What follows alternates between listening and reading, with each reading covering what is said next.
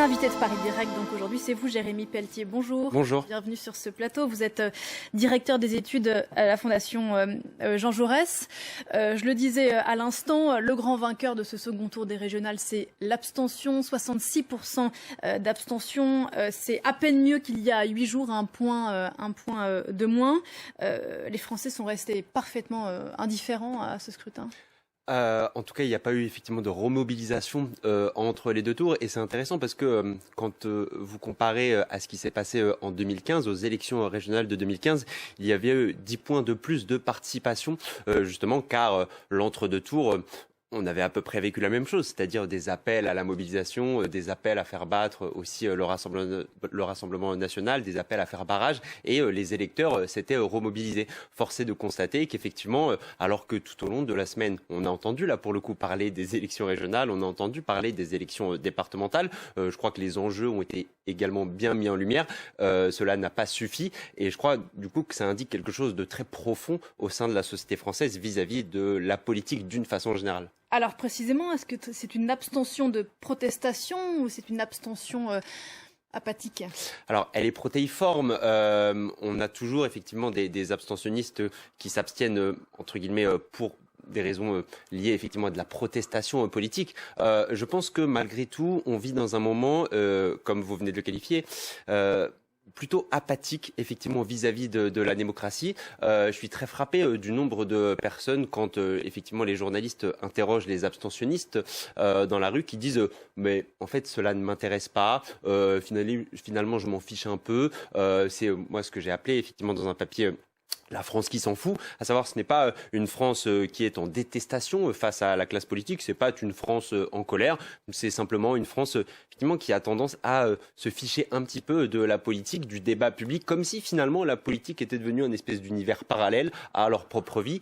Et ça, je pense que, alors il y a plein de raisons pour qualifier effectivement cette apathie, mais je pense que l'individualisation de la société, l'augmentation et l'accroissement de la société de consommation, de ce qu'on appelle aussi la société du sur-mesure, rend de plus en plus obsolète cette espèce de rite républicain qu'était le vote et qui est encore le vote dans l'isoloir. Ce que vous voulez dire, c'est qu'il y a quelques années, on pouvait voter peut-être pour un collectif, et là, on chercherait des réponses pour soi-même qu'on ne trouverait pas, du coup, abstention? Absolument. Le vote, il avait une dimension collective, c'est-à-dire qu'il y a 20 ans, quand vous votiez, votre voix était pour votre classe sociale, était pour votre génération, ou alors était tout simplement pour la société dans son ensemble. Vous ne votiez pas forcément pour vous, pour votre biographie, pour votre petit moi, entre guillemets, mais pour un ensemble beaucoup plus grand que vous.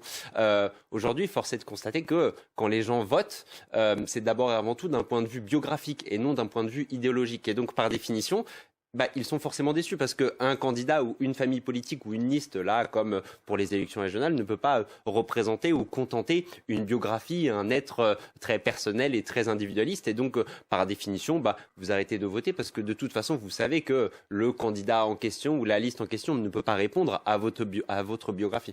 À la nuance près que ces élections, ce scrutin régional est particulier, là où il y a dans quelques mois un autre rendez-vous, la présidentielle, qui là, pour le coup, on ne peut pas dire aujourd'hui, les Français n'ont pas voté au régional, ils ne voteront pas au présidentiel. On n'est pas du tout sur le même enjeu. Alors, a priori, on n'est pas sur le même enjeu. Ça reste à voir, parce qu'effectivement, là, je pense qu'on a quelque chose de très profond, et donc rien ne dit qu'on va retrouver les taux pharaoniques de participation pour l'élection présidentielle. Mais effectivement, vous avez raison de séparer les élections régionales, départementales et globalement l'ensemble des élections intermédiaires par rapport à l'élection présidentielle, qui reste l'élection effectivement maîtresse de la vie politique française. C'était déjà le cas avant Emmanuel Macron. Je pense que l'arrivée d'Emmanuel Macron a accru et a approfondi effectivement ce phénomène et ce sentiment que pour les Français, finalement, la politique, c'est d'abord avant tout une fois tous les 5 ans et finalement le reste, laissons ça aux spécialistes, laissons ça entre guillemets à la classe politique. Mais d'ailleurs, c'est très intéressant parce que quand vous regardez hier les analyses post-résultats, vous vous apercevez que très vite on bascule tout de suite sur l'élection présidentielle. C'est-à-dire que quand vous entendez Xavier Bertrand, quand vous entendez Laurent Wauquiez, quand vous entendez Valérie Pécresse parler, ils se projettent déjà vers l'élection présidentielle. Donc finalement, on ne peut pas en vouloir aux électeurs qui partent du principe que de toute façon tout est lié à l'élection présidentielle, parce que les analyses du scrutin, à commencer par les analyses faites par la droite, sont structurées à travers l'élection présidentielle. C'était quand même assez désolant, effectivement, de voir à quel point les Français ne sont pas allés voter hier, et au soir même d'élections largement boudées, l'enjeu tout de suite est effectivement un scrutin présidentiel. On a l'impression que le message ne passe pas, mais très rapidement.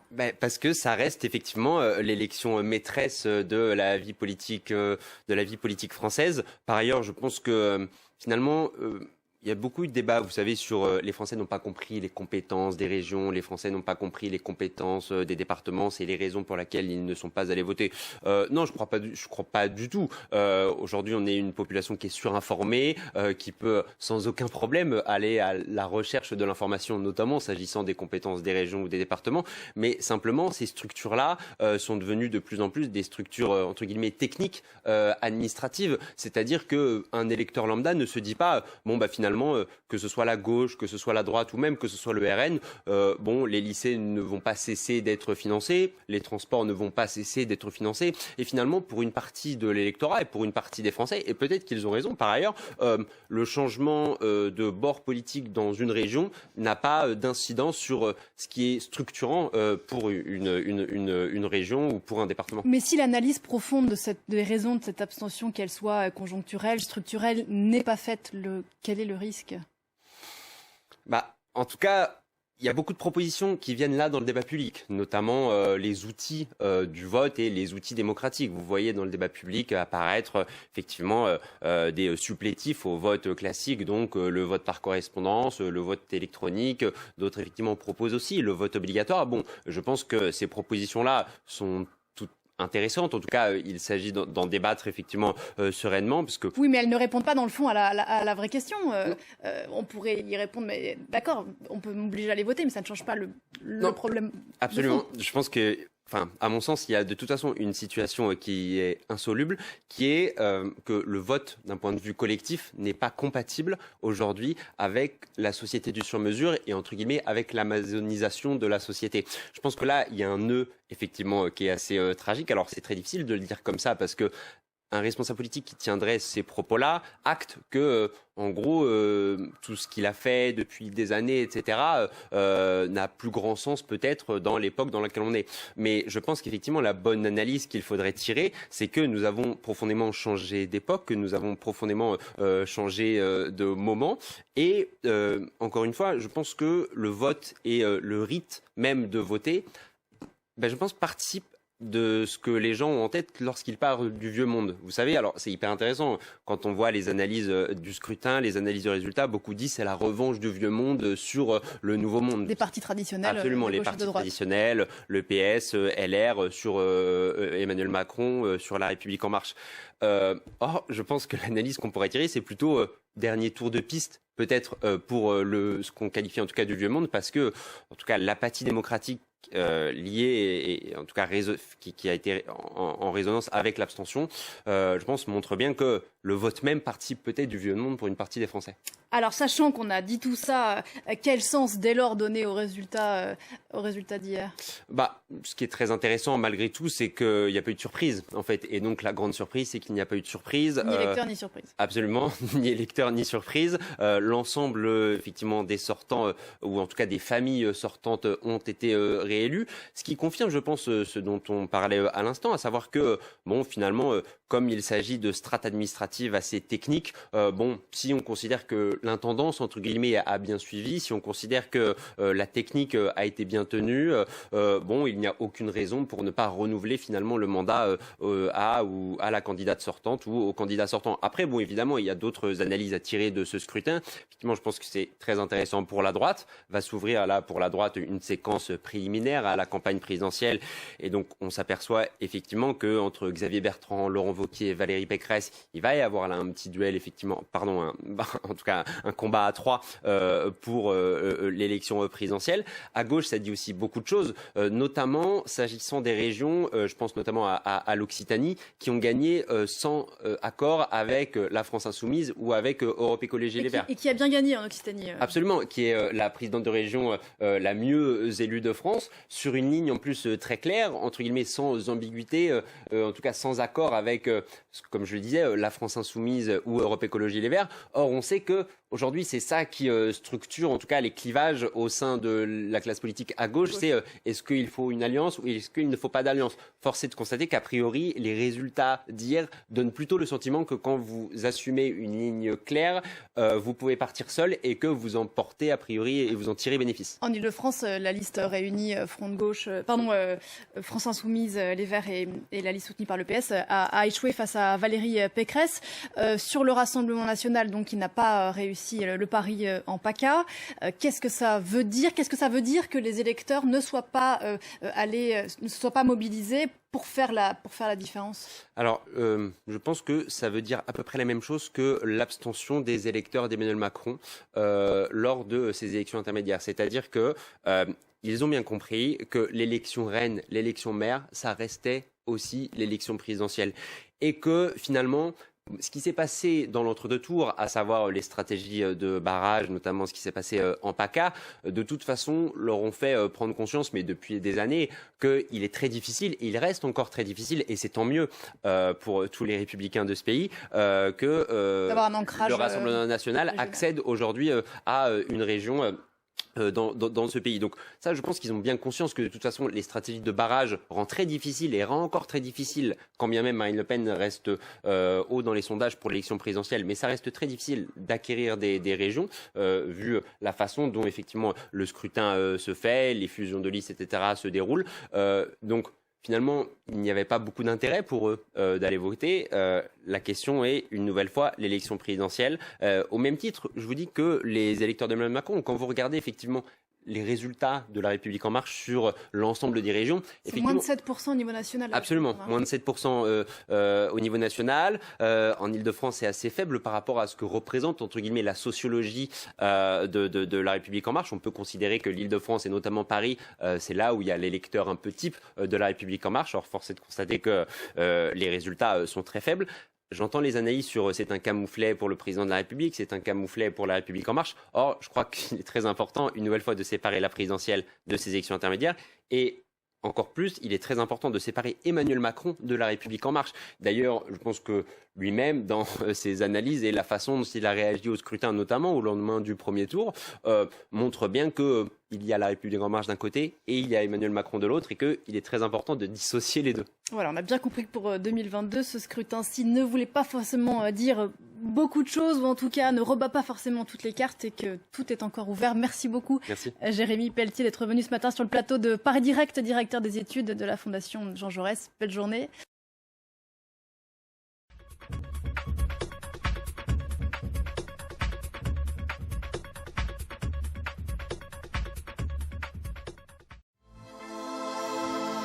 Il ne faut pas remettre à demain ce qu'on peut faire aujourd'hui. Déclaration de Bruno Le Maire, le ministre de l'économie, qui a plaidé pour un recul de l'âge de départ à la retraite, et cela sans attendre. Autrement dit, avant la présidentielle de 2022. Il estime que c'est dans l'intérêt du pays que tout le monde travaille davantage.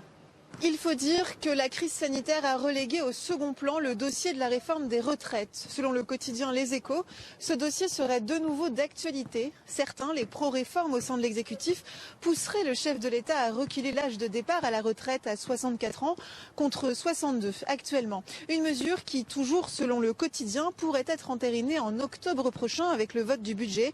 Mais il faut évaluer les risques sociaux, a prévenu Bruno Le Maire. Est-ce qu'il y a des risques sociaux ? Est-ce qu'il y a des risques de troubles? Est-ce qu'il faut encore davantage expliquer les choses? Tout cela relève de la seule appréciation du président de la République. Car les syndicats sont farouchement opposés à un quelconque recul de l'âge de départ à la retraite. Ils l'ont d'ores et déjà fait savoir, une telle réforme les mènerait tout droit dans la rue. Notre détermination est intacte, a affirmé le 28 juin dernier le secrétaire général de Force ouvrière chez nos confrères de BFM TV. Mais déjà, début juin, les syndicats étaient à l'unisson pour mettre en garde l'exécutif face au retour de cette réforme. On continue de dire qu'il n'y a pas de voie de passage pour une réforme des retraites, quelle qu'elle soit, d'ici l'élection présidentielle. Ce serait une erreur de la part du président de la République de remettre ça sur la table. Il y a bien d'autres priorités. Reste à savoir quel sera le choix d'Emmanuel Macron. Dans l'opposition, des voix se sont déjà élevées contre un recul de l'âge de départ à la retraite. Un scénario présenté par exemple comme une injustice crasse et une folie pure par Olivier Faure, le premier secrétaire du Parti socialiste. Un anniversaire derrière les barreaux. Ce samedi, le cofondateur de Wikileaks, Julian Assange, fêtera ses 50 ans dans la prison de Belmarsh, à Londres. Pour cette semaine particulière, ses soutiens ont organisé une campagne nommée Assange Week afin de dénoncer sa détention. Alors que le frère et le père du lanceur d'alerte font actuellement campagne en sa faveur aux États-Unis, sa compagne se mobilise au Royaume-Uni pour rappeler la situation du journaliste à l'opinion publique. Chaque fois que je vois Julian ici, c'est difficile de vraiment comprendre comment tout ça peut encore durer. Julian est un prisonnier politique au Royaume-Uni. Il est incarcéré depuis plus de 2 ans et il aura 50 ans samedi.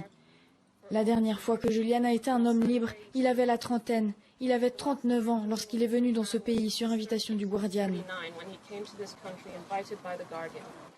Ce mardi, elle est venue manifester devant la prison de Belmarsh, accompagnée de parlementaires travaillistes britanniques.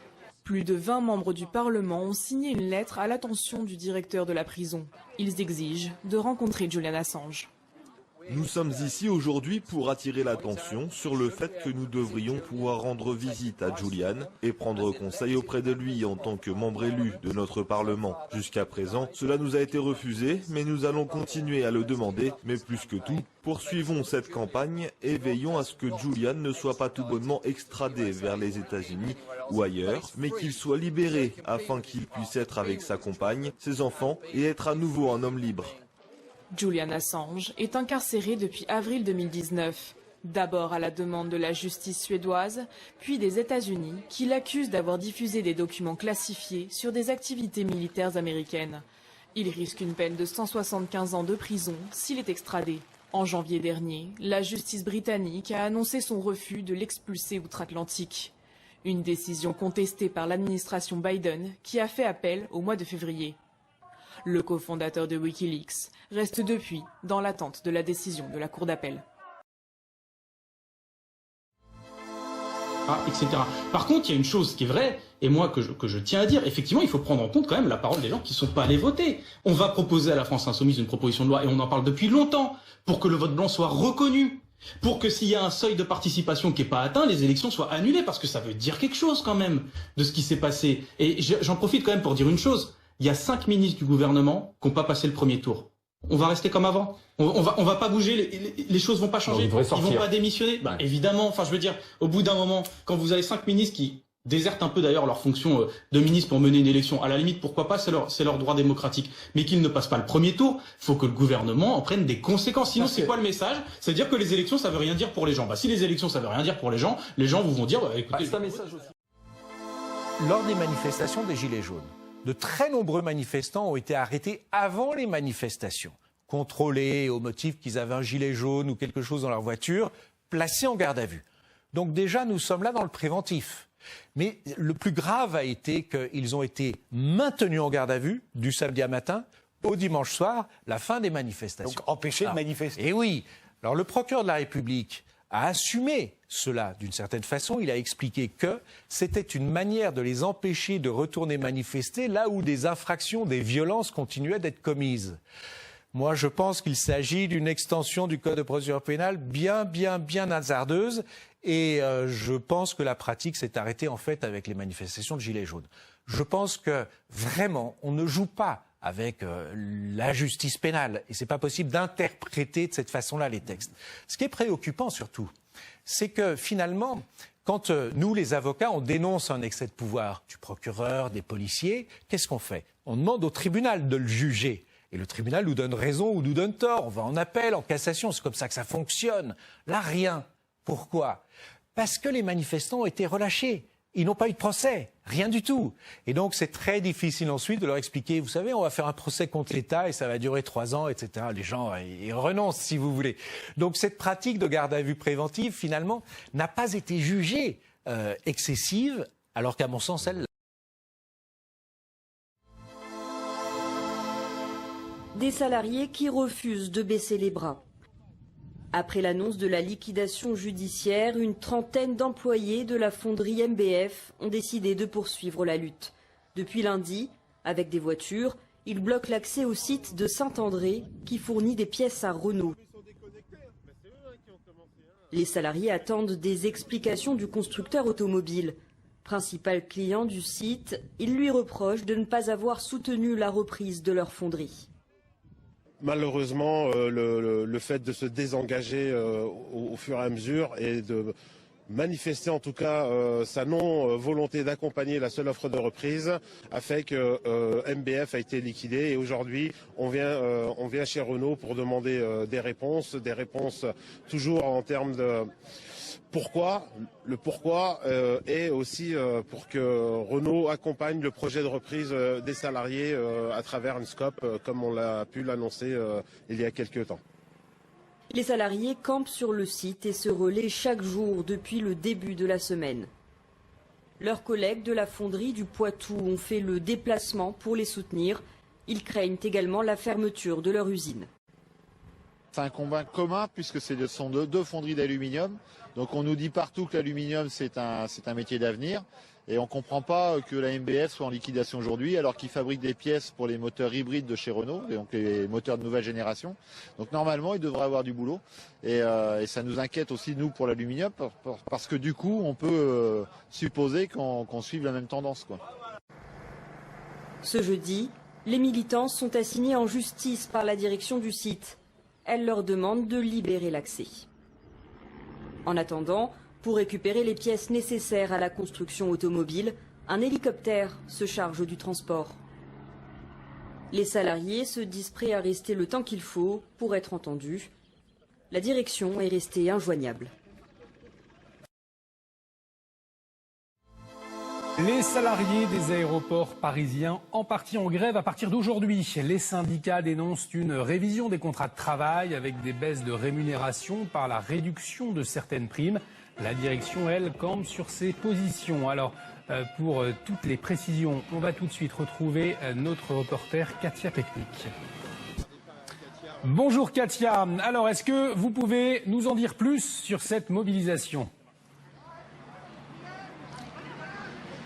Oui, alors une mobilisation qui se déroule au terminal 2E à Roissy aujourd'hui avec l'ensemble du personnel d'aéroport de Paris, notamment les administratifs et les salariés travaillant en horaire décalé. Alors c'est une intersyndicale qui a organisé ce rassemblement, l'UNSA-SAPAP, la CGT, FO, la CFDT. Ils dénoncent le plan d'adaptation des contrats, dit le plan Pacte, qui a été élaboré par la direction après l'échec des négociations syndicales. Ce plan entraîne des diminutions de salaire de l'ordre de plus de 7% pour les salariés selon les syndicats et également une clause de mobilité. Alors les syndicats dénoncent un manque d'équité pour les salariés. Ils ne veulent pas faire les frais de la crise. Je suis actuellement avec Luis Mendes qui est représentant UNSA-SAPAP. Alors vous dénoncez ce plan Pacte, qu'entraîne-t-il pour les salariés ? Alors de multiples modifications de leur contrat de travail, aujourd'hui pas mal de réductions au niveau de leur salaire et l'entreprise aujourd'hui compense jusqu'à hauteur de 7%. Au-delà de 7%, elle compensera. En dessous des 7%, les salariés perdront la totalité de leur rémunération et sur le long terme. Donc c'est pas une mesure qui est ponctuelle, c'est bien une mesure structurelle. Et ce que les salariés dénoncent, c'est qu'ils acceptent qu'il y ait une réduction conjoncturelle due à la crise, mais pas que ce soit des réductions permanentes de leur salaire et de leurs avantages durement négociés. C'est la remise en cause d'accords qui datent quasiment de 1970 pour certains. Alors c'est-à-dire, qu'est-ce qui baisserait dans ce cas-là ?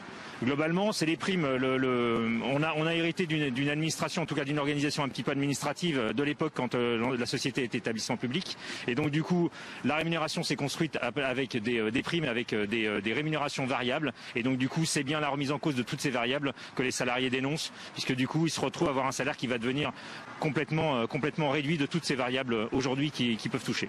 Vous me parliez même de moins 25% pour certains personnels. Alors c'est donc on avait lancé une expertise, le CSE avait lancé une expertise et donc du coup on a bien des baisses de salaire qui iraient jusqu'à 20% et peut-être un peu au-delà pour les personnes qui sont en horaire décalé et qui elles bénéficient effectivement de certaines rémunérations et de certaines aides dues à ces horaires un peu difficiles. Donc horaire décalé, indemnité kilométrique qui serait supprimée par exemple. D'accord, comment va se dérouler la mobilisation aujourd'hui ? Alors aujourd'hui, ce qu'on a proposé donc aux salariés, c'est bien de se réunir et de faire une assemblée générale. Donc leur exposer, donc la direction nous a proposé des points d'amélioration, en tout cas des points de réduction sur ce projet pacte, suite au dépôt de notre préavis, donc des 3 organisations syndicales qui sont représentatives. Et donc l'idée, c'est de leur faire un point. Demain, donc aujourd'hui c'est bien un rassemblement, demain c'est une manifestation avec un déplacement sur l'ensemble des linéaires. Il y a les mêmes actions actuellement en cours sur Orly pour que la direction entende que les salariés ne sont pas d'accord et sont opposés à ce projet. Je vous remercie beaucoup, Monsieur Mendes. Donc, nous suivons aujourd'hui la mobilisation de Roissy, sachant qu'une autre se déroule à Orly en ce moment et nous attendons environ 800 personnes. Merci beaucoup, Katia. J'imagine effectivement que c'est une première victoire, comme l'a dit Mona Hamoud-Delors. Vous devez être satisfait de ce rejet de la Cour d'appel de Paris. Oui, bonsoir. Donc, oui, nous sommes très heureux. C'est un premier pas vers la condamnation de ces dirigeants. Donc c'est une très bonne nouvelle. Nous la prenons aussi avec précaution parce qu'il y a encore beaucoup de travail à faire. Du travail à faire. En tout cas, ce que vous espérez, c'est certainement une condamnation et un procès au pénal. C'est aussi l'enjeu de ce rejet. Il y aura bel et bien un procès au pénal de la société Lubrizol. Il y a assez d'éléments qui démontrent que les dirigeants de cette usine avaient tous les éléments pour pouvoir éviter cette catastrophe sanitaire et environnementale. Sauf qu'ils n'en ont rien fait. Ils avaient les informations de la part des services de la DAL, de la part de leur assureur qui les avait prévenus de cette catastrophe et ils n'en ont rien fait. Donc oui, ils sont pénalement effectivement coupables. Il va falloir qu'ils répondent de leurs responsabilités. Alors, il y a eu des négligences flagrantes de la part de l'entreprise. Selon vous, est-ce que c'était une négligence coupable ou une négligence, ma foi, d'inattention? Est-ce que, ce que je veux dire par là, pardonnez-moi, c'est est-ce qu'il y a de la volonté, il y avait un acte volontaire, en tout cas, on a laissé faire malgré? Ah oui, il y a eu beaucoup trop de dysfonctionnements. Déjà, lorsqu'on envoie nos pompiers sur le lieu et qu'il n'y a aucun moyen pour éteindre l'incendie, déjà c'est inadmissible. Donc c'est plein d'éléments comme ça qui font que le danger allait arriver, que la catastrophe allait arriver. Donc ils le savaient très bien. Donc si on veut que les choses bougent en France, si on veut vraiment que les entreprises respectent l'environnement et notre santé, à nous, riverains qui habitons juste à côté, il va falloir effectivement mener des dossiers au pénal, ne pas hésiter à construire des dossiers juridiques et à monter des collectifs et des associations pour aller au pénal et aller les traduire en justice. Pour que cela cesse. Ce qui retient l'attention, Simon de Carvalho, c'est que cette mise en examen, elle est sur les dégâts environnementaux, mais pas sur la mise en danger de la vie d'autrui. Est-ce que ce qualificatif manque, selon vous, clairement? Bien évidemment, ce sera à nous de prouver. Vous savez, on fait face à un danger qui est invisible parce que on parle de cancer, donc de maladies futures. Donc évidemment, à l'instant T, il n'y a pas eu de mort immédiate, mais on ne peut pas se satisfaire de cela. On sait très bien qu'il va y avoir des maladies, donc et ça va arriver dans quelques années. Donc il faut se préparer, nous, à cette catastrophe sanitaire qui va arriver. Nous espérons que le juge l'entendra ainsi. De toute façon, nous sommes partis pour une longue procédure. Donc nous croisons les doigts pour éviter évidemment la catastrophe sanitaire, mais il faut s'y préparer au vu des substances qui ont brûlé et vu le tonnage aussi et autant d'expositions auxquelles nous avons dû faire face. Nous avons quand même, pendant plus d'1 an, fait face à des odeurs chimiques, à des problèmes de santé liés à cette usine, donc à la décontamination de cette usine. Donc il y aura forcément des séquelles sur notre santé. Et de toute façon, notre environnement, c'est notre santé aussi, ce que l'on mange, ce que l'on boit. Donc s'il y a une atteinte à l'environnement, il y a forcément une atteinte à la santé. Donc nous en tant qu'association de victimes, à nous aussi d'apporter les éléments aux juges. Donc, les cas, chaque cas est particulier. Nous avons tous des problèmes de santé différents. Il y a des rapports qui commencent à émerger, mais c'est un peu trop timide. On fait appel aux médecins, aux spécialistes, afin qu'ils s'organisent aussi, afin qu'on ne soit pas seul dans notre coin. Voilà, qu'ils aident les associations de victimes, qu'ils entrent en contact avec nous. Alors, votre collègue, le secrétaire de l'Union des victimes de Lubrizol, Christophe Olville, lui, il appelle carrément à faire changer les lois. Et il dit, depuis Napoléon, on protège la chimie. Tant qu'il n'y aura pas de vraies sanctions comme des fermetures administratives, eh bien, les accidents industriels se multiplieront. Vous partagez ce diagnostic? Alors, évidemment que dans cette affaire, il y a le droit de l'environnement. Mais 15 000 € d'amende pour une entreprise comme Lubrizol, c'est comme si vous étiez au volant de votre voiture, que vous grillez un feu rouge et que la police vous met 15 centimes d'euros d'amende. Est-ce que vous pensez que la prochaine fois que vous êtes pressé, vous avez une urgence, vous n'allez peut-être pas hésiter à griller le feu rouge, 15 centimes d'euros d'amende, vous voyez bien que c'est pas suffisant. Donc pour ces entreprises, c'est pareil, c'est insuffisant. Donc le pénal, par contre, là, si on commence à prendre la responsabilité individuelle de ces dirigeants, là, peut-être qu'on pourra faire changer les choses. Mais il est clair qu'il y a un vide juridique là-dessus. Il est clair que les entreprises et les industriels profitent, polluent à tout va, vraiment. Ils préfèrent polluer que de mettre aux normes, vous vous rendez compte que pour le moment, cette usine, elle a touché une prime d'assurance de 91 millions d'euros, pendant que nous, victimes, on n'a rien perçu, quoi. On a dû avancer de l'argent, on a dû payer nos traitements, payer les franchises d'assurance, etc., etc.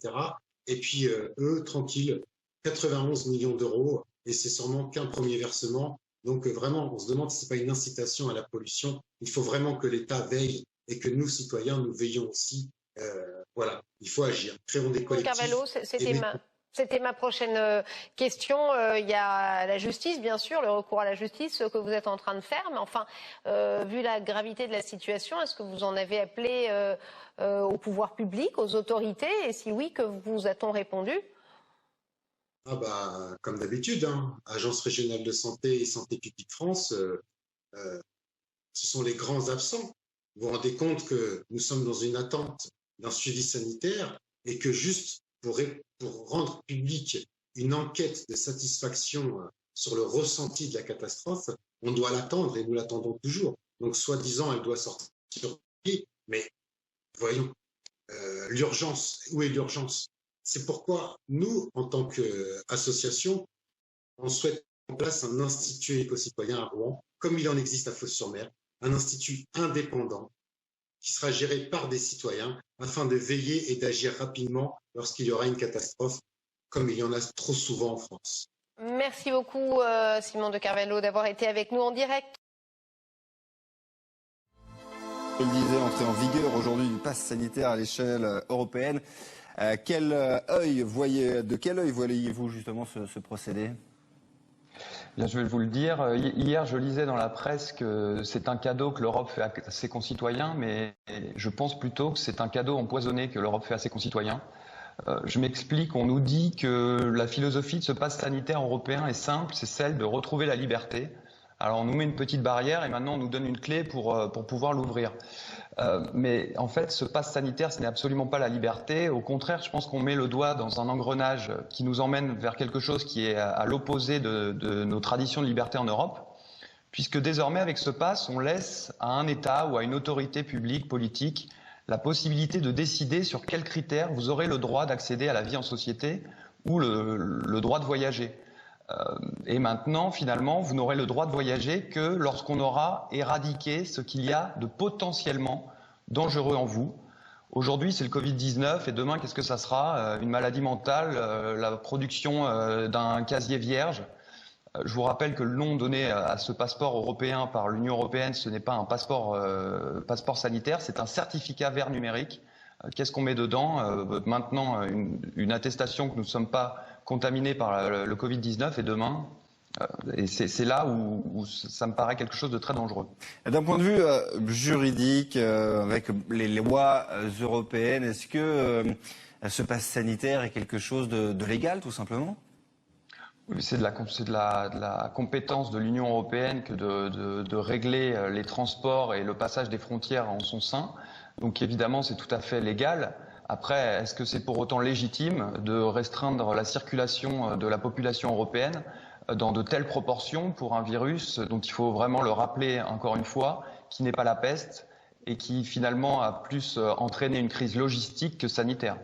On le sait, de nombreux foyers de contamination ont été détectés récemment, notamment à cause des grands déplacements des supporters de football lors de l'Euro. Si on ne met pas en place ce pass sanitaire, qu'est-ce qu'on peut mettre en place à côté ? Écoutez, actuellement, je pense que jusqu'à hier, il fallait produire un test PCR pour traverser les frontières. Ce qui finalement sera à peu près exactement la même chose maintenant, à la différence que l'on pourra aussi maintenant montrer qu'on est vacciné. Les autorités sanitaires de ce pays nous disent d'ailleurs que le vaccin ne suffit pas pour ne pas transmettre le virus. Donc peut-être que même rester tout simplement à la production d'un test PCR aurait été plus efficace, puisque là au moins on est sûr que nous ne sommes pas contaminés.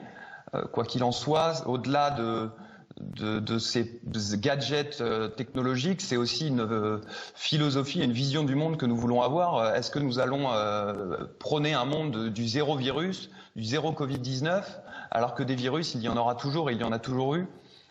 Il faut plutôt, à mon avis, revenir à une idée très simple que l'homme est mortel et que le Covid peut tuer, mais très peu tuer finalement aussi. Est-ce qu'on est sûr aussi également que tous les pays, les 33 pays concernés par ce pass sanitaire, vont respecter scrupuleusement les consignes liées à ce pass sanitaire ? Alors, c'est là un point très important à noter. Ce pass sanitaire n'empêchera pas les pays de fixer eux-mêmes des règles pour l'entrée ou la sortie de leur territoire.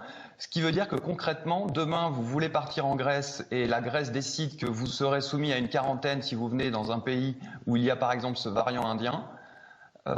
La Grèce pourra le faire et l'Europe ne pourra pas l'en empêcher. Donc finalement, ce passeport vert est un gadget qui n'empêchera absolument pas la restriction de circulation cet été d'ailleurs. Est-ce que aussi l'instauration de ce pass sanitaire ne serait pas justement aussi le moyen d'inciter peut-être les Européens à se faire vacciner ? Tout à fait, ça m'a tout l'air de créer une obligation vaccinale indirecte. D'ailleurs, on a appelé au début ce passeport vaccinal, alors qu'il faut rappeler que c'est un passeport sanitaire. Donc vous pouvez produire un PCR ou une preuve de contamination, et même dans certains pays, un test antigénique suffira. Mais c'est vrai on voit bien que la stratégie au niveau européen et au niveau français, c'est de prôner la vaccination comme unique possibilité de sortie de cette crise sanitaire. Merci beaucoup Thibault Mercier d'avoir été avec nous. Je rappelle que vous êtes avocat au barreau de Paris et président du Cercle Droit et Liberté. Merci beaucoup. Avec Lucas Léger, c'est un fait rarissime, une perquisition ainsi dans un ministère. Pourquoi maintenant ? Oui, la question peut se poser. Alors c'est parce que cette plainte a été déposée il y a quelque temps et que sans doute l'enquête avance et il faut savoir s'il y a effectivement conflit d'intérêts ou non entre le garde des Sceaux qui était avocat avant de devenir ministre de la Justice. C'est assez cocasse d'avoir l'avocat du ministre pendant que le ministère est perquisitionné par les magistrats. On sent bien qu'il y a une guerre interne qui fait rage au sein de l'institution judiciaire entre ce garde des Sceaux déjà affaibli par les régionales et d'autres choses et les magistrats qui essayent de reprendre la main finalement sur l'appareil. Et pourquoi maintenant ? Eh bien sans doute parce que les régionales sont passées et qu'avant les régionales, on y aurait vu une manœuvre politique, même si on peut toujours se poser la question bien sûr de l'aspect politique de cette perquisition. Quand on voit les moyens qui sont déployés, ça rappelle ce qu'on avait vu lors de la perquisition des locaux de la France Insoumise et de l'appartement de Jean-Luc Mélenchon, où il y avait là aussi des policiers en armes avec leur gilet pare-balles qui étaient là pour montrer la force simplement de la justice, ou bien perquisition dans les locaux du journal en ligne Mediapart par exemple. Alexis, un signal de plus peut-être qui montre combien le ministre est affaibli au sein du gouvernement en ce moment? Oui, on sent Éric Dupond-Moretti bien seul, même s'il a son avocat à ses côtés.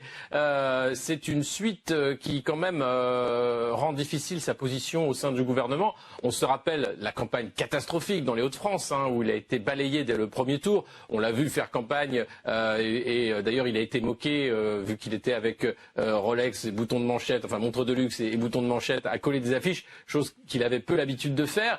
Cette défaite n'a pas aidé, bien entendu, et puis il y a eu ensuite la passe d'armes entre Gérald Darmanin, ministre de l'Intérieur, et Éric Dupond-Moretti, qui ont très mal pris, une lutte d'ego qui passe très mal au sein du gouvernement, en même temps tiré à la limite de l'explosion entre une personnalité issue des LR, Gérald Darmanin, et puis un électron libre plutôt proche des idées du Parti Socialiste qui serait Éric Dupond-Moretti, ou du moins comme il s'en revendique. Et donc on voit bien que le ministre aujourd'hui, avec cette perquisition, perd encore de sa superbe, il va avoir bien du mal à défendre sa position au sein du gouvernement. Et on peut se demander d'ailleurs si l'exécutif était au courant de cette perquisition, parce que quand même elle touche un ministre du gouvernement, donc c'est assez étonnant comme procédure et c'est vraiment assez explosif à ce moment. Et évidemment, après les régionales, après tout ça, est-ce que Éric Dupond-Moretti a encore sa place dans un gouvernement de campagne, puisqu'Emmanuel Macron va lancer sa campagne et souhaite sans doute aller davantage vers les électeurs de droite, comme il le montre avec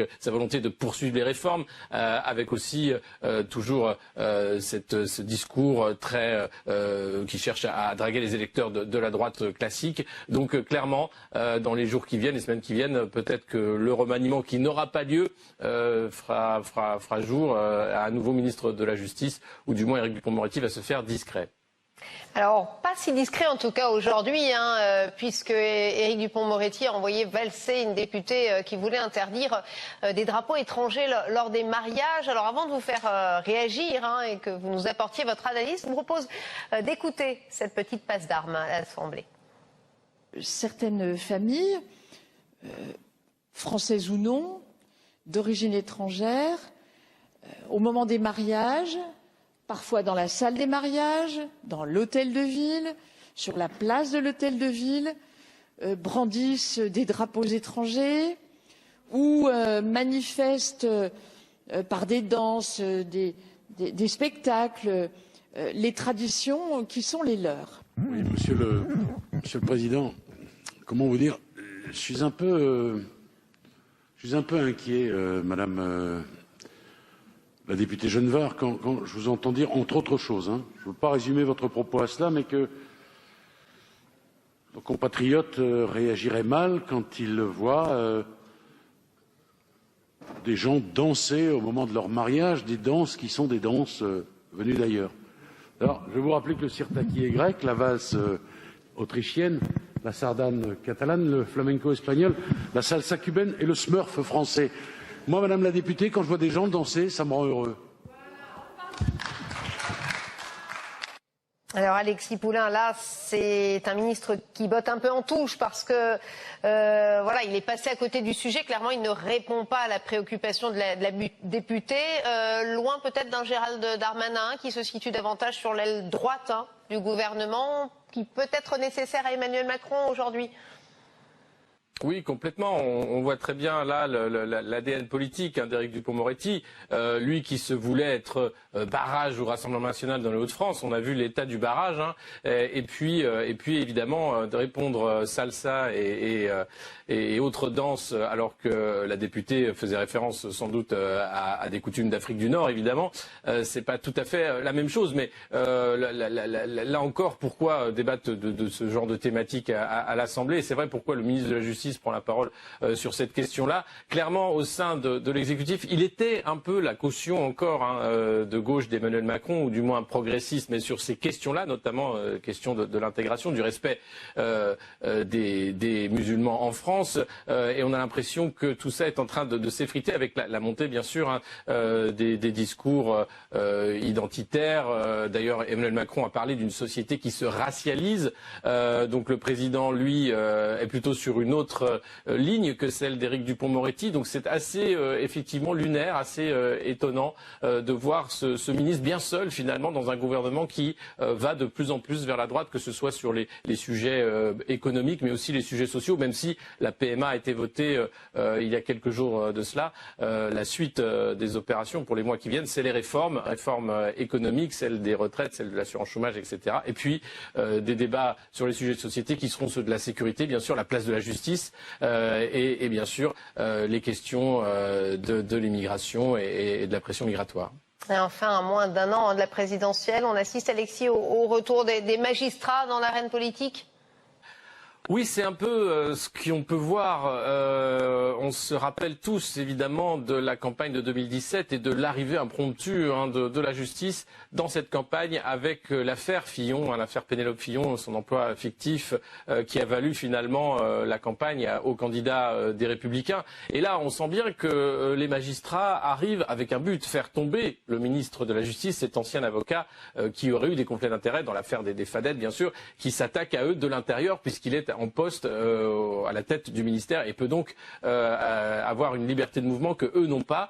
Est-ce que ça veut dire que derrière ces magistrats politiques ont d'autres visées? Est-ce que c'est un coup de semonce qui annonce d'autres actions? Madame Champrenault, qui était à la tête du parquet de Paris, prend sa retraite. Elle a été clé dans la lutte contre Nicolas Sarkozy et les affaires qu'il y avait, notamment les Fadettes et autres.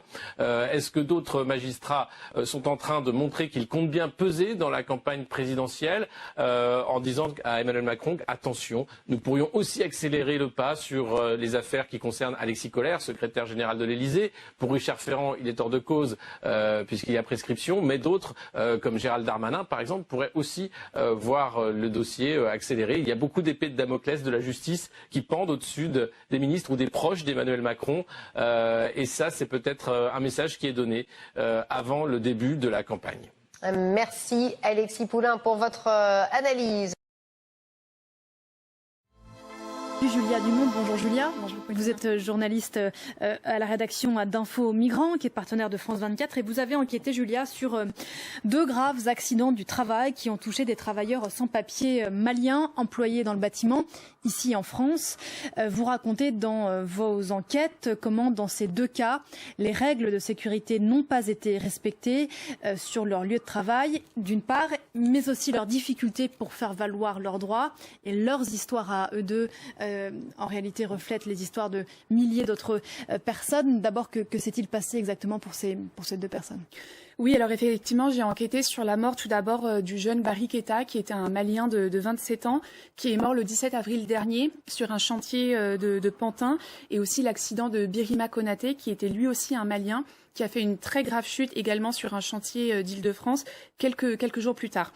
Alors effectivement, vous le disiez, ce ne sont pas des cas isolés, des accidents du travail malheureusement arrivent tous les jours, mais j'ai été interpellée par la succession de ces 2 accidents, vraiment à quelques jours d'intervalle et d'une gravité effrayante. Il faut savoir que Barry Keita est tombé dans le coma tout de suite après sa chute. Il a dû être opéré en urgence. Il est mort le lendemain matin. Je rappelle qu'il avait 27 ans.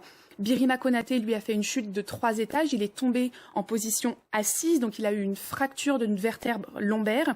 Il a vraiment échappé de peu à la paralysie et aujourd'hui, il a énormément de mal à se déplacer.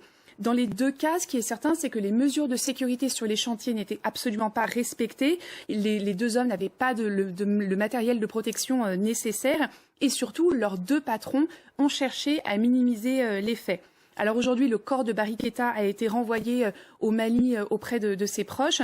Birima Konaté, lui, a dû être opéré une première fois, réopéré il y a quelques jours, et il n'est toujours pas tiré d'affaire. Ce qui est certain, c'est qu'il va avoir une convalescence très longue et sans doute de longs mois de rééducation pour marcher convenablement. Qu'est-ce que ces 2 accidents dramatiques, Julia, disent de la situation des travailleurs sans papier ici en France, dans le BTP, mais comme dans d'autres secteurs d'ailleurs?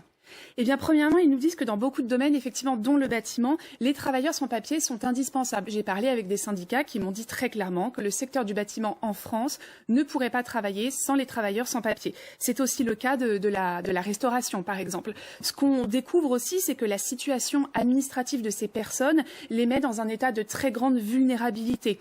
Parfois par manque d'information aussi. Birima Konaté vivait en France depuis 20 ans. Il n'a jamais eu accès à l'AME, à l'aide médicale d'État, tout simplement parce qu'il ne savait pas que ça existait. Alors, ça les rend aussi, bien sûr, victimes de potentiels abus avec des patrons véreux qui peuvent, par exemple, convenir d'un prix à la journée et finalement ne pas les respecter ou ne payer avec du retard, voire ne pas les payer du tout. Et bien entendu, ils sont aussi plus vulnérables en cas d'accident du travail, qui sont encore une fois très fréquents dans le bâtiment. Sur 917 victimes d'accidents du travail recensées en 2020 par un prof d'histoire montreuillois qui en a fait le recensement depuis 2019, on voit que 1/3 travaillait dans le BTP. La question que l'on peut se poser, Julia, c'est comment ces personnes sans papier font pour se faire embaucher sur ces chantiers ? Alors, il y a 2 moyens principaux de travailler quand vous êtes sans papier. Le premier, c'est vous allez voir un employeur, vous lui dites que vous êtes sans papier et il accepte ou il accepte pas. S'il accepte, il connaît votre condition et c'est tacite entre vous. Ce qui est certain, c'est que c'est la situation qui risque de vous faire faire face au plus grand nombre d'abus et de rendre beaucoup plus difficile votre régularisation car vous n'aurez pas de preuve de travail. La situation la plus courante, c'est d'emprunter les papiers d'un proche, un cousin, un oncle, et de se faire embaucher sous cette identité. Dans ce cas-là, il y a des feuilles de paye, il y a des salaires qui tombent, mais rien n'est à votre nom. Donc ça peut aussi mener à des abus si la personne dont vous avez pris l'identité vous demande par exemple une commission ou des choses comme ça, mais au moins vous avez certaines preuves de votre travail si vous cherchez un jour à vous faire régulariser. Face à un accident du travail, il faut le rappeler, Julia, il y a des démarches à faire, il y a des droits, y compris pour les sans-papiers ici en France. Oui, absolument. Lors d'un cas d'accident du travail, une personne sans papier doit déclarer son accident à son employeur qui, normalement, a l'obligation de déclarer l'accident sous 48 heures à la sécurité sociale.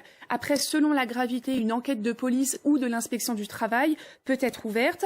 Malheureusement, dans les faits, il est bien sûr rare que les patrons qui emploient des sans-papiers le fassent parce qu'ils n'ont pas envie d'attirer l'attention sur cela. Si c'est le cas, la victime ou bien ses proches ont 2 ans pour le déclarer à la sécurité sociale qui est tenu au secret professionnel. Il n'y a donc pas de risque d'être dénoncé pour irrégularité. Si on va à l'hôpital ou chez le médecin, il faut aussi bien insister pour que son accident soit reconnu comme accident du travail. Il faut savoir qu'un accident du travail qui a entraîné une incapacité permanente d'au moins 20% peut ouvrir des droits à une régularisation. Et enfin, ce qui est sûr, c'est que le meilleur moyen, c'est de s'adresser aux syndicats qui sauront au mieux répondre aux questions de ces personnes. Je crois que très vite sur le site d'Info Migrants, vous y travaillez, Julia, il y aura une fiche pratique, précisément avec toutes ces informations si vous êtes sans papier ici en France et victime donc d'un accident du travail. Merci beaucoup, Julia. Vos reportages, bien sûr, à retrouver sur le site d'Info Migrants, dont est partenaire France 24. À très bientôt dans Paris Direct. Après les résultats des élections régionales, la parole est à l'abstention. Ouais, vous avez de la chance parce que j'ai failli pas me déplacer ce matin. Alors, je tiens de ces mal de crâne. Oh, bah, vous vous doutez bien, après une victoire pareille, j'ai fait la brague toute la nuit. D'ailleurs, j'ai croisé Bec BD, il va bien, il vous embrasse. Ça se fête, hein, record historique, j'ai fait 66%, les gars. Hein. Et ça, c'est rien. Il y a même Guérini qui a dit que j'étais un fait politique majeur. Alors, c'est qui la resta, hein? Et sans me fouler, hein. Je ne propose rien, j'ai même pas de programme. Voilà, ce qui me mettait en concurrence avec pas mal de candidats. Alors je voudrais remercier tous ceux sans qui cette belle victoire n'aurait pas été possible. Déjà merci pour le débat qui a tourné uniquement autour de la sécurité alors qu'il ne s'agit pas d'une compétence régionale. Merci aux alliances foireuses et aux meetings qui ressemblaient à des spectacles de Shirley et Dino. Merci à Adrexo qui n'a pas livré les professions de foi. Et comme on dit dans le milieu de l'abstention, pas de tract diffusé, pas de majorité. Et merci aussi au confinement qui a lancé ma campagne de façon spectaculaire ainsi qu'aux canapés confortables sur lesquels mon score n'aurait pas été aussi fort. Big up Conforama, big up aux écrans plats. Il n'y a pas eu de sursaut démocratique et pourtant je ne comprends pas. Jean Castex avait pourtant appelé un appel solennel à aller voter au second tour. Excusez-moi, non. Alors j'avoue quand même, j'ai eu un petit peu peur la semaine dernière en Ile-de-France. Et puis quand j'ai vu Jean-Paul Huchon appeler à voter Pécresse, j'ai sorti le champagne. On a l'impression que je suis la révélation de ce scrutin. Et ça fait des années que je fais des super scores à toutes les élections. Hein. Arrêtez de faire les surprises, c'est vexant à la fin. Je collectionne les victoires et je suis obligée de le rappeler à chaque fois. Et plus les politiques disent qu'ils font tout pour me combattre, plus je progresse. C'est pour ça qu'on s'entend bien aussi avec le chômage. Lui et moi, on est pareil. Alors je tiens aussi à saluer mon adversaire, la grande perdante, la démocratie. Je l'ai eu au téléphone hier soir, je peux vous dire, elle a un peu de mal à s'asseoir. Et enfin, je tiens à m'excuser auprès des assesseurs, tout un dimanche à rester assis dans un gymnase qui sent la chaussette. Et puis en même temps, grâce à moi, le dépouillement a débuté à 18h et 18h15 c'était plié, ils étaient tous rentrés chez eux, il faut voir le beau côté des choses. Bon, moi maintenant, je vise la présidentielle, mon rêve, atteindre 82%, le score de Chirac en 2002. Mais attention, hein, si ça arrive, faites gaffe. Hein. Il n'y aura plus assez de poissons en France pour tous ceux qui partent à la pêche le week-end. Merci Charline Vanhoenacker. C'est une première mesure qui est simple qu'à Bercy, là, ils pourraient décider immédiatement et qui aura un vrai impact sur la vie des femmes.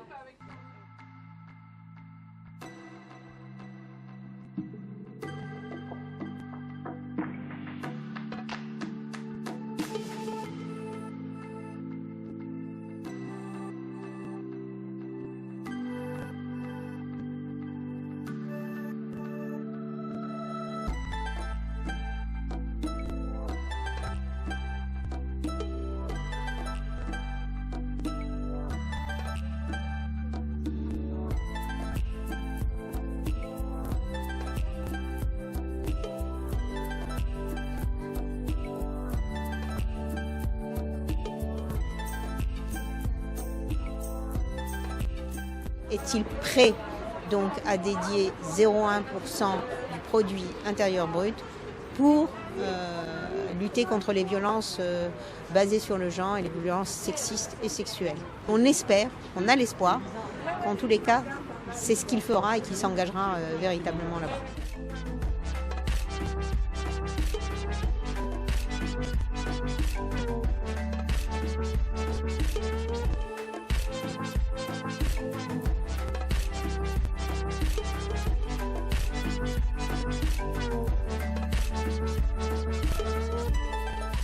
Ce qui est sûr, c'est qu'il faut vraiment qu'il y ait une revalorisation des emplois dits féminins qui sont en réalité effectivement occupés par des femmes, qui n'ont rien de particulièrement féminin, mais qui sont indispensables. Les caissières, les infirmières, les aides-soignantes, les aides à domicile, on a vu que sans elles, le pays ne tournait pas et pourtant, elles sont beaucoup moins payées. Et c'est particulièrement notable pour les infirmières et les aides-soignantes en France par rapport aux autres pays européens. Donc il doit y avoir un plan de revalorisation de ces salaires. C'est une priorité. La priorité, c'est l'égalité salariale. Voilà, c'est simple. Ça doit être l'objectif du plan de relance. Et on ne doit pas déroger à ça, donc soutenir les entreprises qui ont cette égalité. Voilà. Je pense que c'est par l'indépendance financière que les femmes réussiront cet équilibre ou qu'on arrivera à faire changer les choses. Je dirais que le plus efficace à budget constant, ce serait l'égaconditionnalité, c'est-à-dire ne pas financer les entreprises qui sont néfastes pour l'égalité entre les femmes et les hommes. C'est vraiment une mesure de base, simple, qui ne coûte rien et qui permet déjà de faire en sorte que les 100 milliards d'euros des plans de relance puissent être investis dans des entreprises qui œuvrent en faveur de l'égalité femmes-hommes. C'est une première mesure qui est simple que, à Bercy, là, ils pourraient décider immédiatement et qui aura un vrai impact sur la vie des femmes.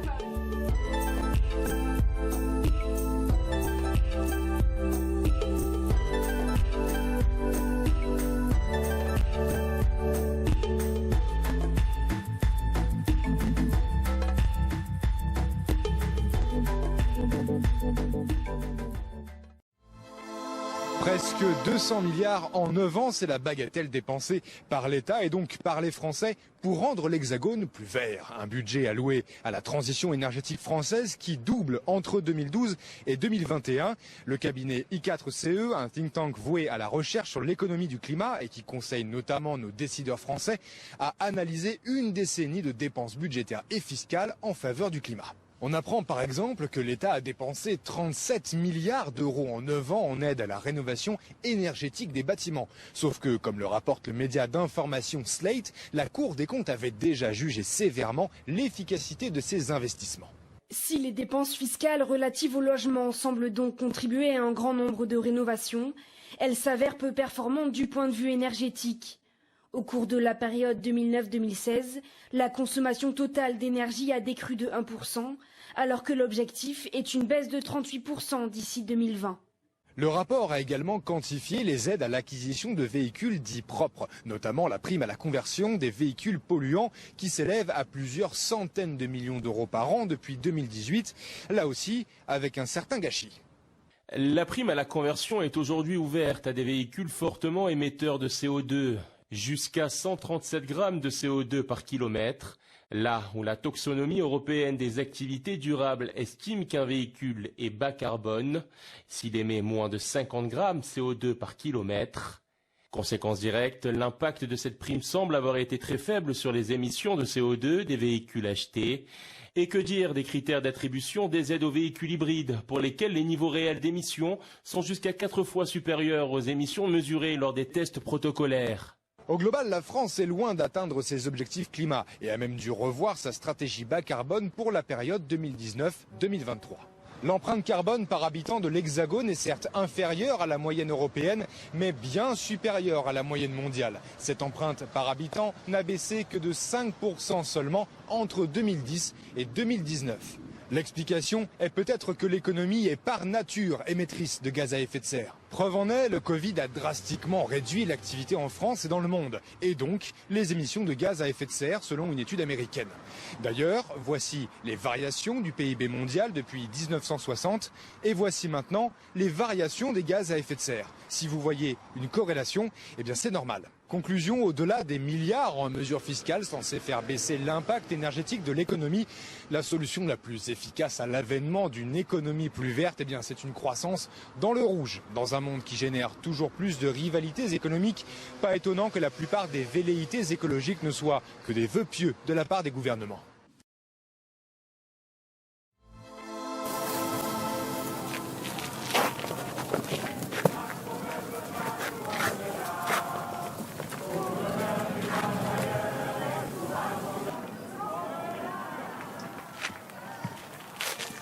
Bon, le 14 juillet, on refait la fête des 1000 Bastilles à Camon, juste à côté d'Amiens.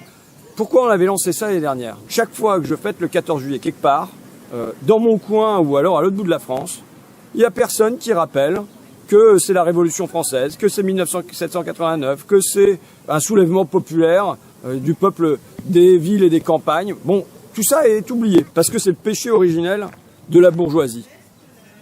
La République naît d'une émeute. Elle naît d'un soulèvement. Et ça, il faut l'oublier. Donc on conserve la République, mais on veut oublier comment elle est née. Donc on le fête, mais on ne rappelle pas la mémoire. Et nous, on vient faire ça ici, à Camon. Il ne s'agit pas de s'emmerder avec des grands discours. On va le faire, comme l'an dernier, façon kermesse populaire. Où est-ce que tu vas mettre l'écran d'abord? Là-bas. Là-bas? Parce que ça va être la première projection en plein air de Debout les femmes. Notre nouveau film avec Gilles Perret. Tiens, d'ailleurs, tu sais, le président de la République, il disait l'année dernière, les distinctions sociales ne peuvent reposer que sur l'utilité commune. Et là, il voulait rendre hommage aux essentiels, aux indispensables, à qui il assurait que leurs conditions allaient changer, puisqu'il disait, notre pays tout entier, il faudra s'en rappeler, repose sur ces femmes et ces hommes que nos économies reconnaissent et rémunèrent si mal. Mais un an après, rien n'a changé. Pour les auxiliaires de vie sociale, pour les assistantes maternelles, pour les accompagnantes d'enfants en situation de handicap, pour les agents d'entretien, pour les agents de logistique, pour tous ces femmes et ces hommes qui, en effet, tiennent notre pays debout. Et donc, on va voir ce film pour leur rendre hommage. Donc moi, je viens courir ici 2-3 fois par semaine. Mon petit footing pour me vider la tête, c'est pas seulement les jambes, mais c'est pour les supporter ensuite quand je retourne à l'Assemblée. Là, il y aura le château gonflable. D'accord. Le baby-foot géant, tu mets où? À côté. Baby-foot géant, ça c'est sympa avec tous les gens qui... Hein. Et la Bastille, tu la mets où? Tu sais, on a une Bastille en carton là avec 150 mètres grande comme la Tour Perret. Je la mets sur l'estrade. Là? Ouais.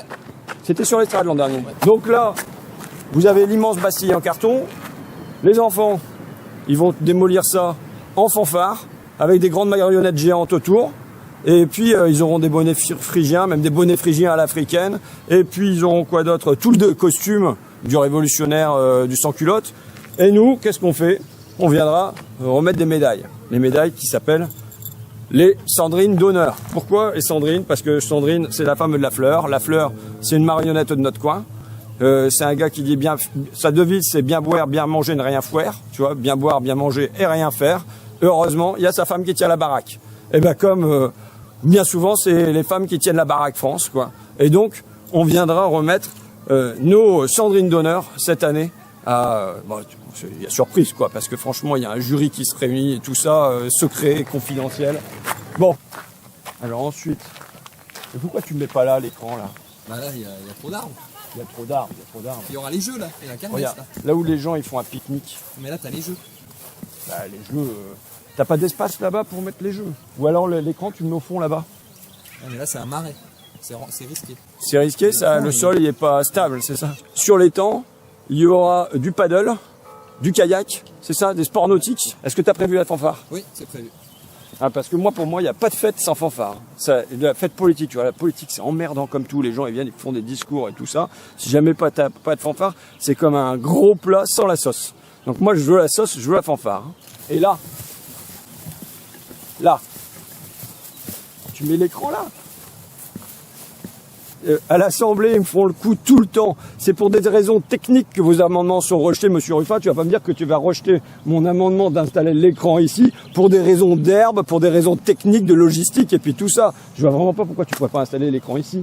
Les gens, ils seront bien mieux le cul assis dans l'herbe comme ça, c'est bucolique et tout ça. Donc là, tu auras l'écran pour la diffusion de Debout les femmes avec la toute publique qui est là, peinard, le 14 juillet. En train de boire un coup, de manger sa merguez, parce qu'on a des merguez, des frites, et on a le couscous de Madame Belkacemi, tu vois. Voilà, ça me paraît bien. Donc le 14 juillet, là, bienvenue à Camon, juste à côté d'Amiens, c'est la gare de Longo où il faut s'arrêter. Et là, c'est à 5 minutes, donc il y aura du covoiturage, des petites navettes pour aller vous prendre et vous rechercher, ou alors on fera un défilé, peut-être en fanfare, avec les grandes marionnettes, tu vois. Ce serait chouette, ça, depuis la gare. Jusqu'ici, diffusion du film, les frites, le couscous, les merguez, la grande kermesse avec les jeux Picard, les jeux en bois, le lancer de hache que je sais même pas ce que c'est mais c'était sur ma fiche. Et quoi d'autre? Bah écoute, c'est déjà pas mal. Avec derrière là, sur le plan d'eau, du kayak, du paddle, je pense que les gosses ils vont pas s'ennuyer. Et puis les parents, bah il y aura peut-être des débats, des machins un peu plus chiants quoi, mais bon c'est pas grave, ils pourront faire autre chose aussi. Et voilà, on va dire notre petite fête de l'UMA du 14 juillet, mais mini, il faut être modeste, quoi. Ouais, voilà, notre 14 juillet Picard, Lille, Paris, Rouen, Reims, bienvenue ici, puis bienvenue aussi à Camon, bienvenue aussi à Longo. Pour chez les habitants de Checoin aussi, bienvenue, hein, chez vous, alors vous êtes invités.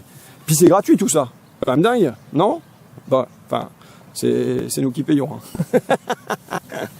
Je peux te dire qu'ici, un petit saut dans l'eau fraîche, en kayak, et tout ça pour requinquer le monde et pour repartir sur une année en fanfare. On est là, même si Macron ne veut pas, nous on est là. Pour l'honneur des travailleurs et pour un monde meilleur, même si Macron ne veut pas, nous on est là.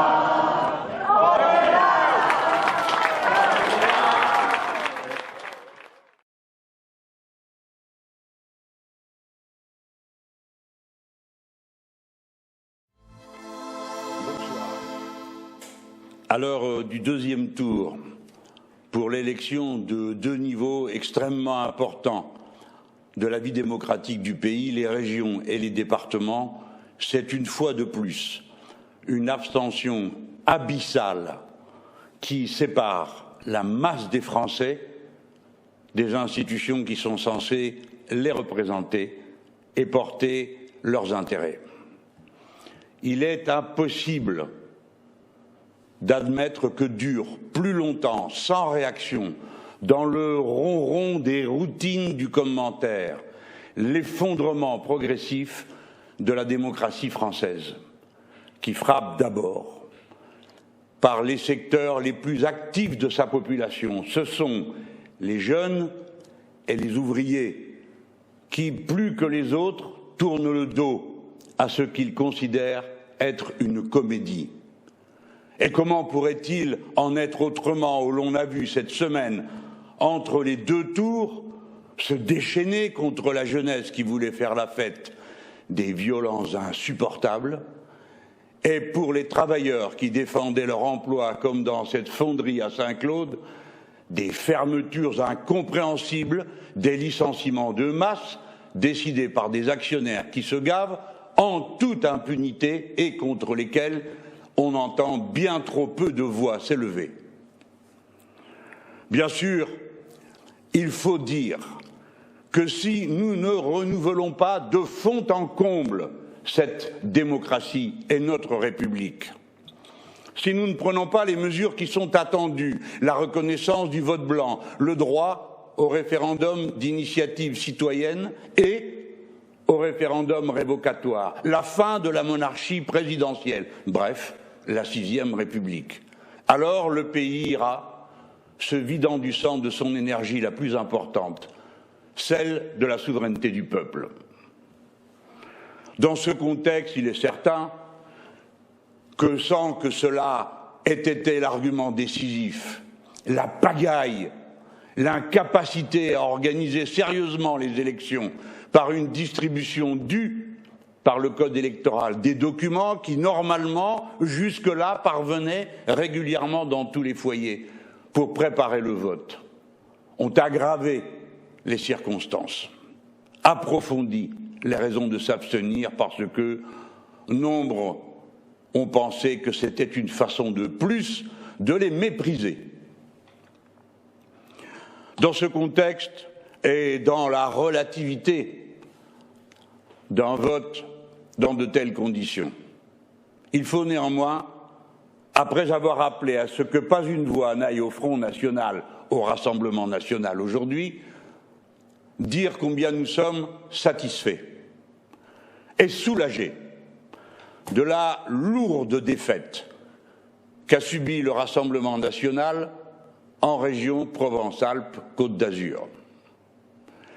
Et je voudrais remercier tous ceux qui ont fait ce qui représentait pour eux souvent un effort politique extrêmement douloureux et qui ont néanmoins donné leur voix pour que le Rassemblement national soit battu.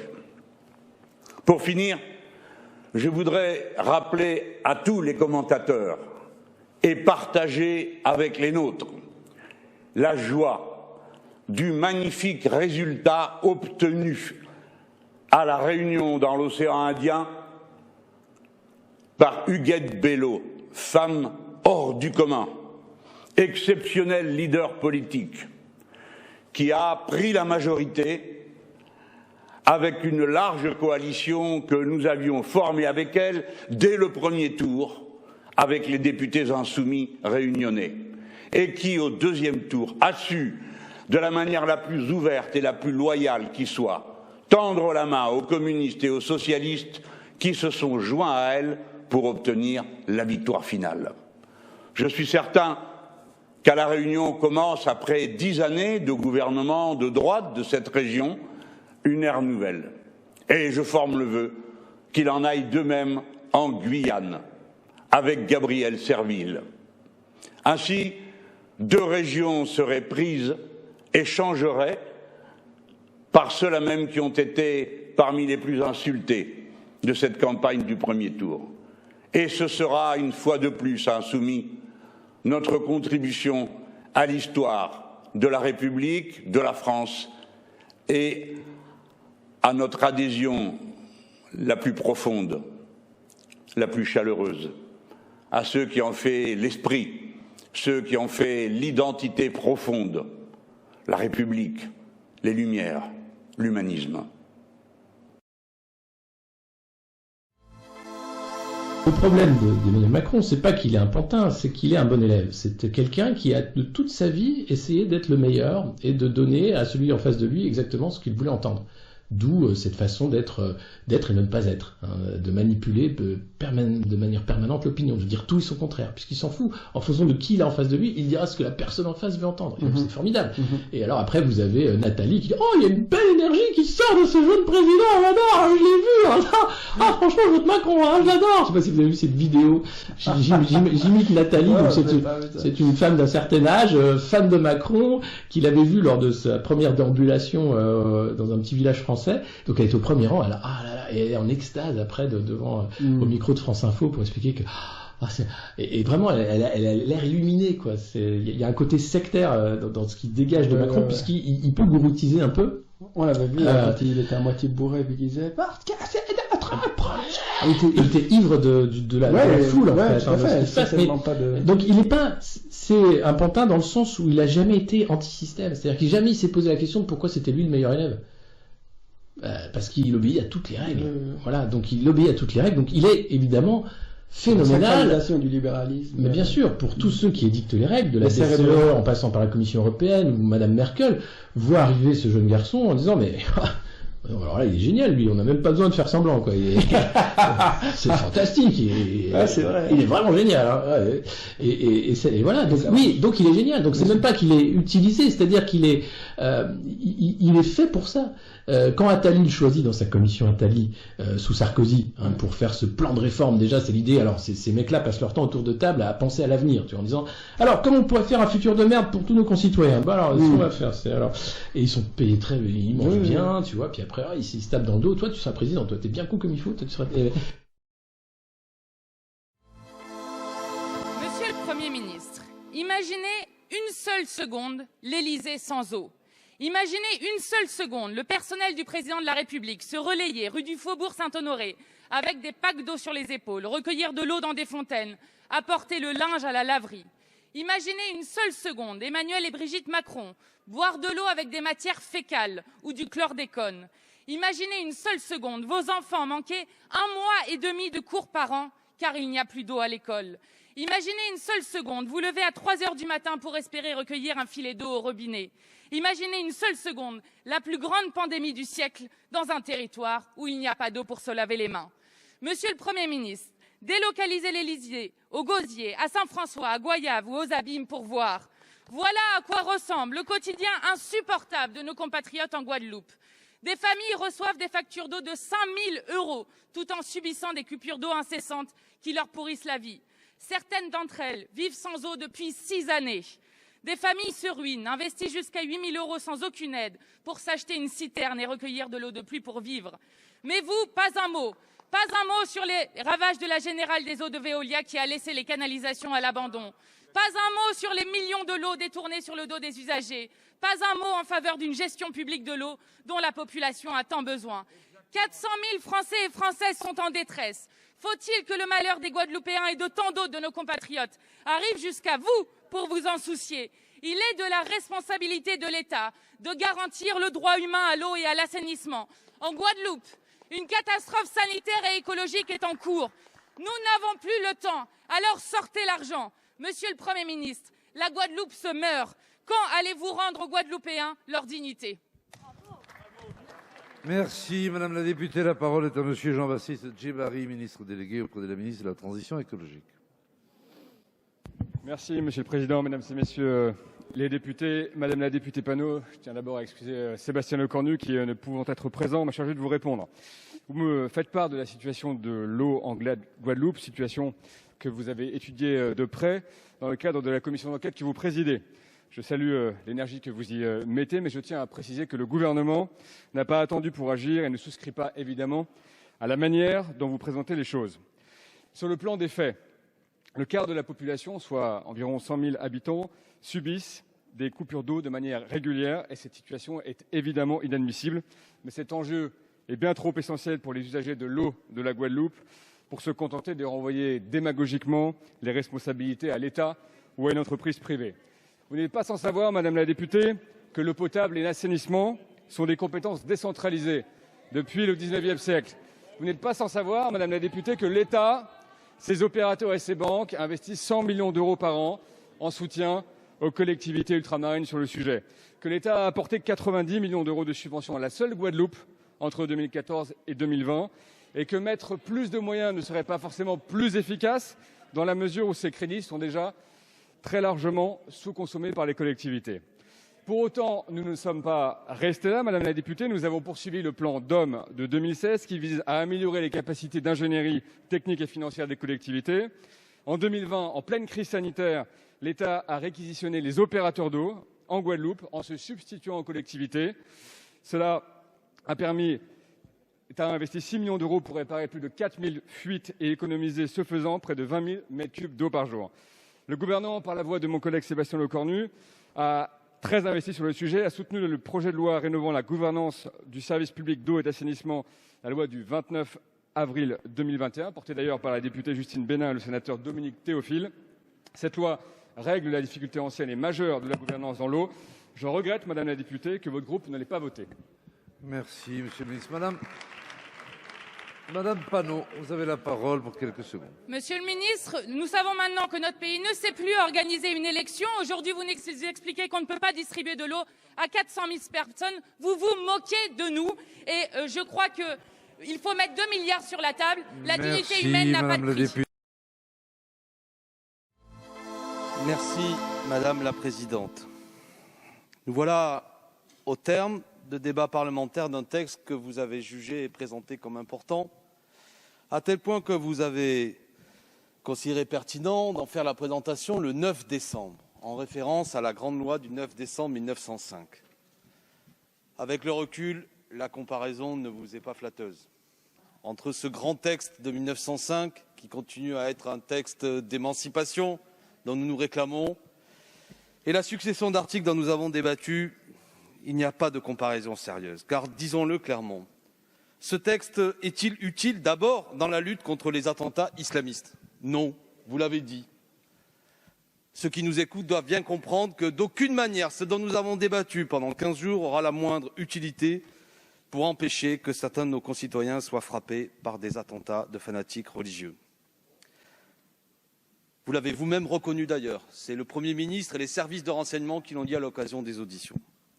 Ce texte sera-t-il utile pour réparer ce que certains nomment l'archipélisation de la société, qui est bien réelle, l'éclatement aujourd'hui de ce qui constituait une nation qui se veut une et indivisible, mais dans une succession de réalités où, selon les quartiers, selon les villes, l'égalité des droits n'est plus une réalité. Non, c'est totalement absent de ce texte. Y a-t-il là-dedans une volonté de veiller à réparer ce que le président de la République lui-même disait que, je le cite, nous avons fabriqué notre propre séparatisme, notamment en constatant qu'il y avait des quartiers où s'accumulaient les difficultés, où les services publics n'étaient plus présents, où l'égalité républicaine n'était plus une réalité. Rien de tout cela n'a été abordé, rien. Et pourtant, combien de fois l'avons-nous dit, notamment nous, et j'englobe là-dedans mon ami Éric Coquerel, élu de Seine-Saint-Denis, où nous voyons cette réalité criante, où les moyens qui sont mis à ce qui est le berceau de la République, à savoir l'école publique et républicaine, sont nettement insuffisants. Avez-vous voulu d'ailleurs lutter contre ce séparatisme scolaire qui notamment prend la forme caricaturale aujourd'hui à travers l'existence de l'école privée, du fait que nos concitoyens, en fonction de leurs revenus, ne mettent plus les enfants dans les mêmes écoles? Non, vous nous avez rionné quand nous pointions le problème. Avez-vous considéré que parce que la loi de 1905, dont vous ne cessez de parler, la laïcité, sont des choses incontournables, qui doivent être défendues, qu'il était temps que cela s'applique sur l'ensemble du territoire et que cette aberration historique, qu'est l'existence du concordat d'Alsace-Moselle, soit enfin abrogée? Non, vous n'avez pas voulu, et vous avez même utilisé pour empêcher son abrogation des arguments particulièrement réactionnaires et à double tranchant quand il m'a été répondu que c'est pour des raisons historiques que la laïcité ne devait pas s'appliquer dans 3 territoires. Méfiez-vous de cet argument, il sera retourné demain contre vous-même, parce que pour des raisons historiques, alors si on ne respecte plus les lois de la République, alors à partir de là, chacun des propos et l'utilisation du mot de laïcité apparaît comme une manœuvre.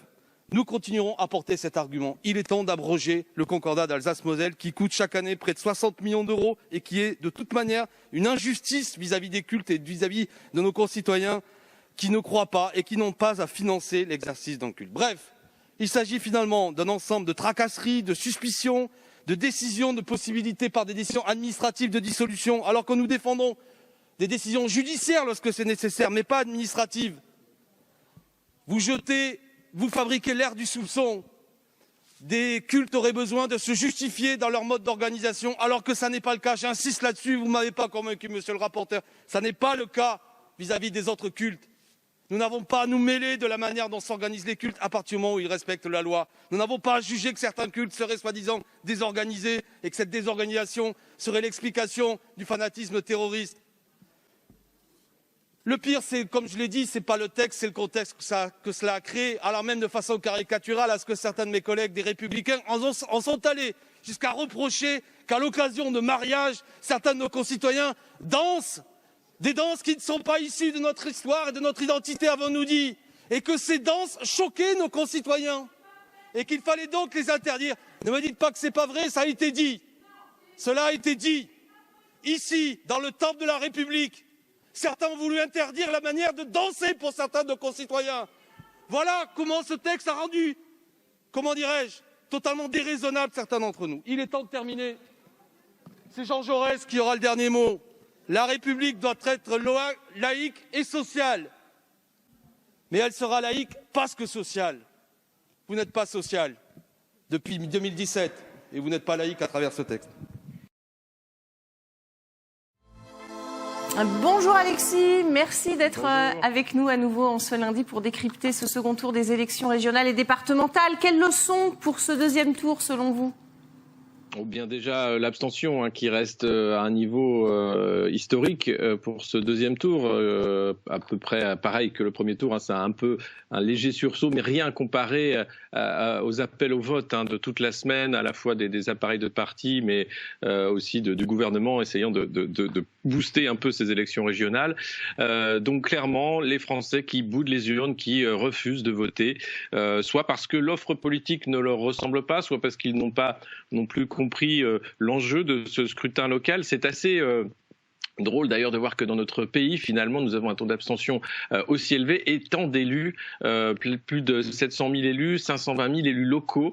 C'est presque un élu pour 100 habitants, donc c'est inédit en Europe. On a beaucoup d'élus en France, mais très peu de votants. Et c'est vrai que la leçon, c'est... Quasiment, je me demandais comment ça fonctionne. Et c'est vrai que du coup, la victoire de ceux qui ont gagné est quand même gâchée par cette abstention. Et la vraie question, c'est est-ce que aujourd'hui le personnel politique est capable de se remettre en question sur ce désamour, sur cette rupture profonde entre un pays qui ne vote plus et puis des politiques qui sont là à faire de la politique politicienne, à compter les voix, les sièges et voir comment ils peuvent continuer qu'à un cas leur carrière séparée des réalités finalement de Français qui se détournent des urnes. Et c'est ça vraiment la grande leçon, c'est à savoir, il faudrait peut-être pousser plus loin la réflexion que ah oui, mais il y avait le Covid, les gens sortaient, ou bien il y avait des problèmes de distribution des outils de propagande pour le vote. Je crois que ça va au-delà. C'est peut-être un système qui est à revoir. Quelles conséquences alors pour le Rassemblement national et la République en marche, qui eux sont les grands perdants de ce scrutin, alors qu'on annonce un duel entre les deux pour la présidentielle? Il y a le chat. Ça marche. Alors, vous êtes toujours avec nous. Toujours. Alors, c'est vrai que pour La République En Marche et le Rassemblement National, c'est une énorme défaite, puisqu'on n'attendait pas du tout ce type de résultat.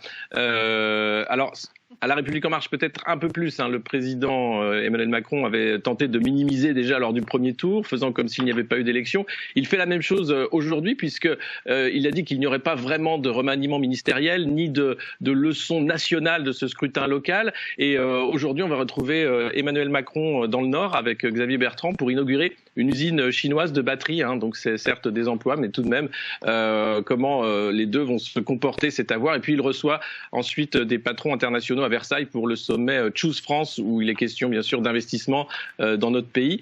Donc on voit bien que l'idée pour Emmanuel Macron, c'est de minimiser un maximum cette défaite, faisant comme si ces élections n'avaient aucun impact sur la suite. Pour Marine Le Pen, c'est un peu plus compliqué. Elle avait critiqué ses électeurs au soir du premier jour de vote, du premier tour, disant qu'ils ne s'étaient pas mobilisés suffisamment. Elle était plutôt fâchée. Et puis hier, dimanche soir, elle est revenue sur ses déclarations en félicitant les électeurs du RN qui se sont déplacés et qui ont fait un choix lucide, disait-elle. Pour elle aussi, c'est compliqué. Aucune région, alors que les sondages la donnaient potentielle grande vainqueur avec 2 régions que le RN aurait pu enfin gagner. Mais on se rend compte qu'il y a un plafond de verre qui s'appelle encore le Front républicain, c'est-à-dire que de nombreux partis se coalisent, s'allient contre le Rassemblement national, qui fait quand même seul des scores assez hauts comparé à ces partis qui sont obligés d'être plusieurs contre le parti de Marine Le Pen.